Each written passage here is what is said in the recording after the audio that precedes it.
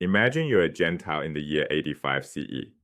You've heard about Jesus and want to follow him. You approach two different communities. One says, "Welcome, faith in Christ is all you need." The other hands you a knife and says, "Great, first, circumcision." Both claim to follow Jesus. Both read the same scriptures. Both are Christian. How is this possible? The answer lies in the gospel we think we know, Matthew, which reveals a form of Christianity that would shock most modern believers. To understand this, we need to look at a pattern hiding in plain sight in Matthew's text. A pattern that tells us exactly what kind of community produced this gospel and what problems they faced. Let's start with concrete evidence, Matthew chapter 4, verse 12. Jesus hears that John the Baptist has been arrested. What does he do? He withdraws to Galilee, and the Greek word is anachōreō, meaning retreat or withdraw. But here's what's crucial. After withdrawing, Jesus expands his ministry. He begins preaching throughout the region. This happens again in chapter 12. Pharisees plot to destroy Jesus. He becomes aware of this, withdraws, same Greek word, anachōreō, and the crowds follow him. His ministry grows larger. The pattern repeats. Threat appears. Jesus retreats. Ministry expands. This isn't coincidence. Matthew embedded this deliberately. The pattern extends further. Matthew chapter 2, Herod threatens the infant Jesus. Joseph withdraws the family to Egypt, and anachōreō again. After Herod dies, they return, and Jesus' story continues. Then in chapter 10, Jesus instructs his disciples directly, when they persecute you in one town, flee to the next. He's teaching them the withdrawal pattern. Here's the exegetical insight. Matthew shows Jesus modeling behavior for his disciples, who model it for Matthew's own community. Decades later, danger leads to withdrawal. Withdrawal leads to expanded ministry. This becomes the template for survival. Let's anchor this historically. Matthew wasn't written during Jesus' lifetime. Look at this timeline. Jesus' ministry and the death occurred around 30 CE. Paul wrote his letters in the 50s and 60s. Then in 70 CE, Rome destroyed the Jerusalem temple, a watershed moment that transformed Judaism forever. Matthew was written in the 80s or 90s CE after the temple's destruction. This matters enormously. Paul writes before the temple falls. Matthew writes after, in a completely different world, facing different problems.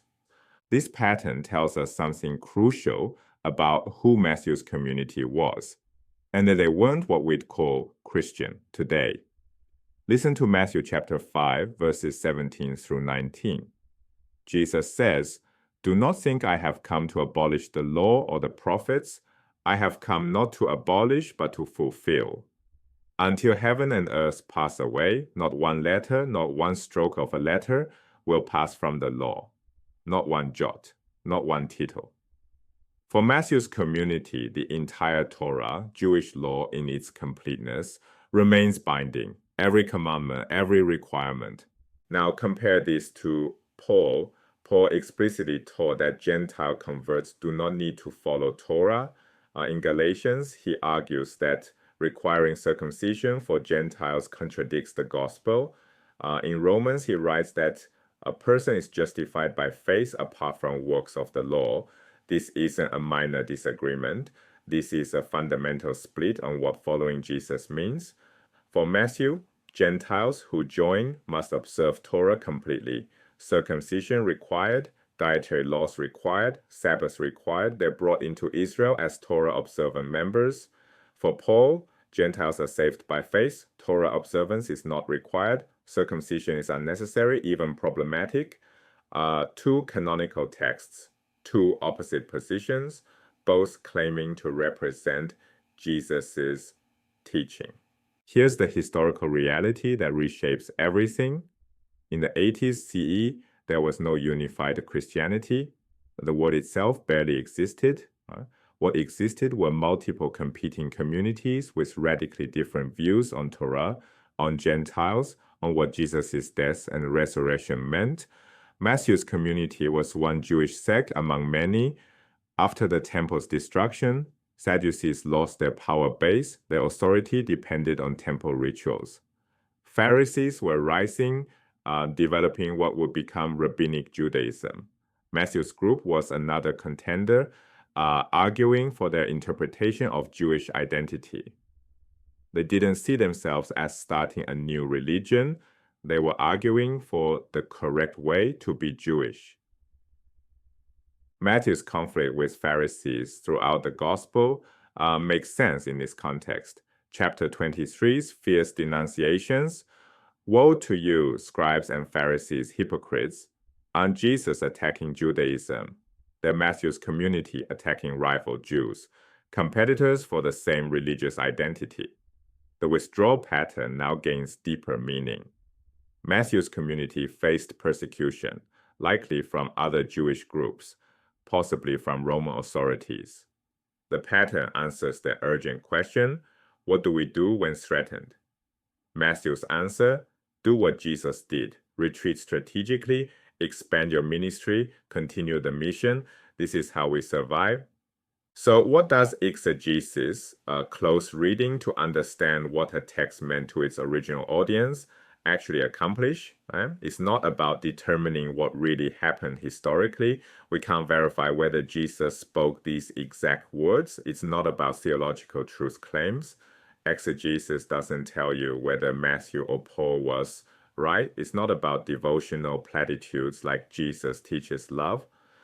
Exegesis reconstructs the problems the historical community faced and how their author addressed those problems.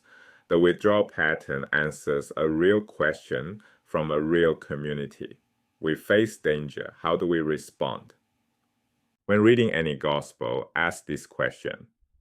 What problem was this community facing? How does this text address it? Matthew's community faced persecution and competition with other Jewish groups. The withdrawal pattern provided a model. Strategic retreat enables continued mission. They faced questions about Gentile inclusion. Matthew's answer, full Torah observance required, the opposite of Paul's communities. They faced questions about Jewish identity after the temple's destruction. Matthew's answer, Torah-observant Jesus following is the truest form of Judaism. Matthew's Christianity didn't survive as the dominant form. Paul's vision, Gentiles exempt from Torah, eventually won. The church that emerged looked far more Pauline than Messian, but for a community in the 80s CE, Matthew offered a coherent Torah-observant path to follow Jesus, one that saw itself not as a new religion, but as the truest form of Judaism. Reading Matthew through this lens reveals a text far stranger and far more interesting than we imagined.